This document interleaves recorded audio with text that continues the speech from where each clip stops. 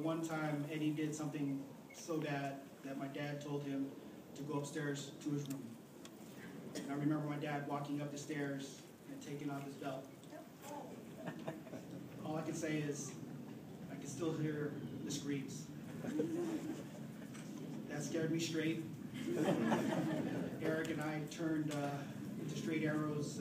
We stayed on the right path. We made sure we didn't do anything that deserved the belt. Dad was the best father for us. He always tried to lead us in the right direction with the right amount of discipline. Thanks, Eddie, for taking discipline. Dad was a man of few words. He didn't say that he loved us when we were growing up, but we knew he loved us every day by his actions. His love language was definitely not words. I remember the one time that he said that he loved me. He said, "I love you, Jay, but you got to clean the room." That was last year. His love language was service and gifts. We knew he loved us with the daily service he gave to mom, the kids, grandkids, providing all our needs. And Dad's favorite thing to do was to watch his grandkids dance, dance recitals, baseball games, basketball games, soccer games. He was so proud of you guys. Even though he was in pain in the later years, he would always attend, be early for the performance, with no complaint. It was his joy to see his grandkids perform. He started to get very strict with his diet, exercise, medication in the later years because he wanted to see you guys graduate from college. Thank you, Dad, for everything. We will see you again. In the last days of Dad's life, there was a choice to continue to provide medical care or comfort care, and it's the toughest decision to make for your loved ones. Mom wanted to continue medical care when most wanted comfort care for Dad. I hope no one was hurt by her decisions. Mom was holding on, and she wanted to spend an extra week, an extra day with Dad. I mean, who could blame her? She married a Narvaez man. A day with a Narvaez man is more precious than gold. By the way, here's my brother, Eric. He's still single.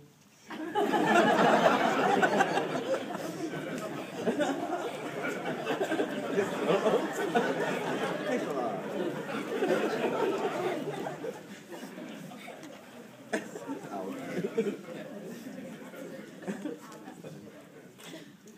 Thanks, Jen.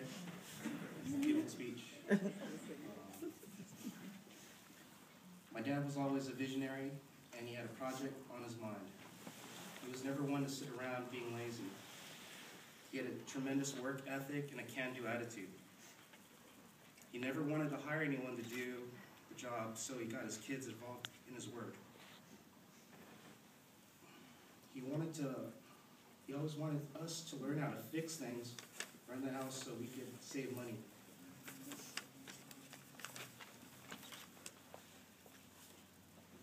My brothers and I definitely learned a lot on how to fix up and maintain houses.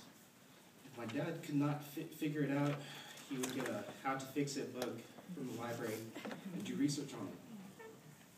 Whenever his sons were around, he always had a project for us, especially me, during his later years.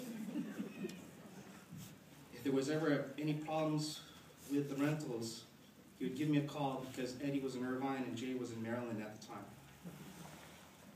My dad would pay me back by cooking a meal before and after the project.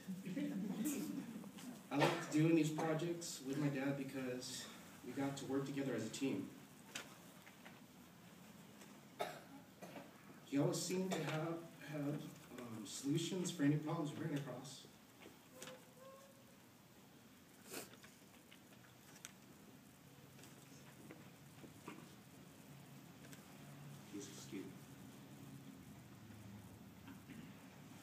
As my dad got older, his mind still wanted to do projects, but his body could not keep up, especially after 4 heart attacks.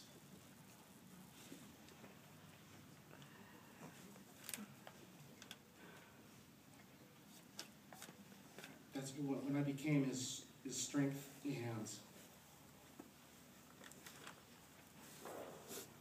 He pretty much put me through the meat grinder as he got older, but that was all right. I would do anything for my dad. Even to the end, he completed his last project. I love you and I miss you, Dad. Let me introduce my brother. Oldest brother.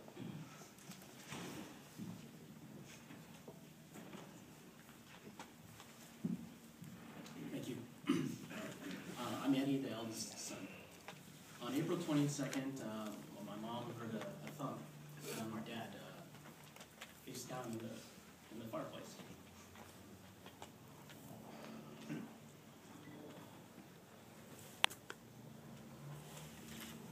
She called 911 when the ambulance arrived. My father regained consciousness and was talking, was alert, and couldn't move his left side. He had a stroke. Later that night in the hospital, he had a second stroke. And then he would mostly be asleep, could no longer talk, could no longer swallow. But he was alert, and he cried when people came and visited and prayed. He's also able to do physical therapy straight. The doctors believe the second stroke was massive, and they were preparing us for the worst. But he continued his hard work ethic in his therapy, and he got better. He got so much better that he was able to be transferred to a skilled nursing facility to get even more physical therapy.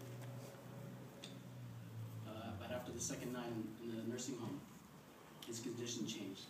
He's believed to have a third stroke.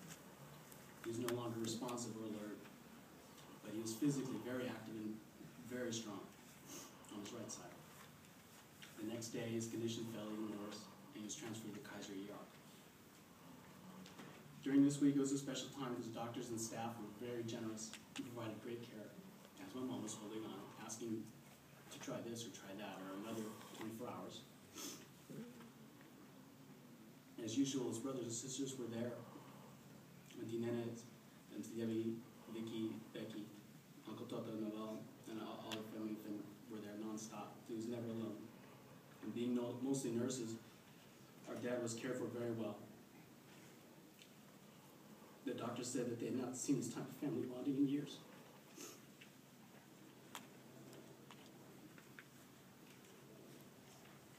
This is typical of ours.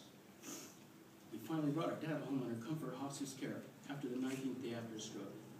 He was among family and friends, and I believe it would be what he would want. People were laughing, crying, praying, eating, everyone's together. And the next day the Lord took him.